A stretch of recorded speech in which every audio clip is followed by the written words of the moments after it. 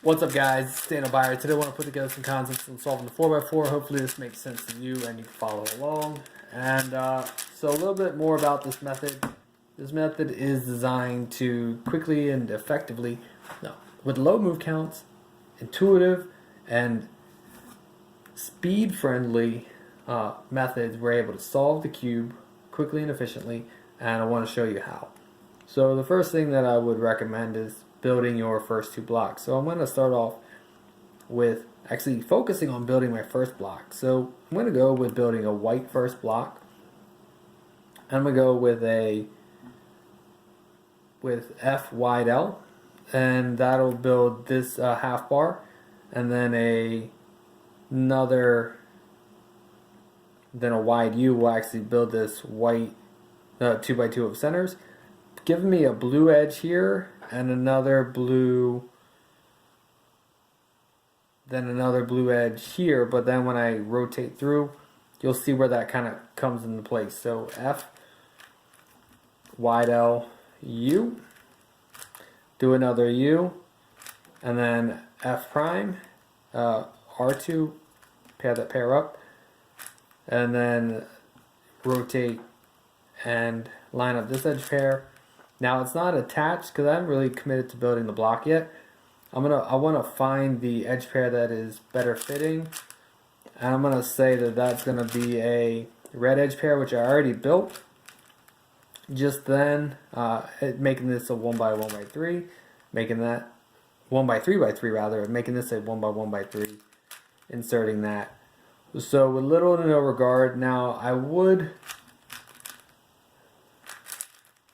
actually say that because it was super easy and I didn't see anything pop out immediately, now I do have this red pair that I built. Then next I want to transition to, I got the blue pair. So notice that I have this slot. I could have maybe, prior to finishing up the second block, inserted that, but the point is that you can do that at any point in time. It was actually really easy. Of a AUF and then an L2, built my half bar, and then a quick 5-move trigger, inserted the half bar. So rather than taking away time from your look ahead and your planning of your first block, let that kind of happen naturally throughout the solve. So then the next thing that I want to do is I see that I have my half bar red and I can build that other half bar red and drop it down. I'm gonna wind up going with the green half bar vertical and another vertical half bar. So then drop those down to D and B. Then the next thing that I want to do is I see that this edge pair is bad, as is this edge pair, so MU, M prime. I'm going to go ahead and pair these two up. And actually I just about skipped rather, edge pairing. So I was actually able to solve 4 pair with my quarter turn trigger.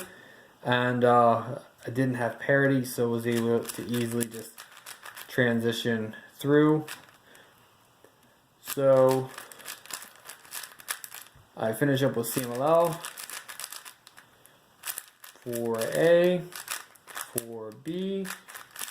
So now I'm down into a 4C case. So I'm going to go with wide U2, R2, wide U2, L2, U2, only slice L2, and cube soft. That wound up coming out together really well. So there's a lot of cool tricks that come from the simplicity of being able to pair more freely. And this is like, when you would think about cage method, you would feel very confined to a cage, but like this method with the block building and your ability to conjugate the centers into your solution rather than solving them all and then, doing your edge pairing, it becomes a blended harmony. Plus you're able to recognize parity easier. You're also able to optimize center solutions because there are some cool tricks you can use with the method. And hopefully that makes sense. And stay tuned for more awesome videos.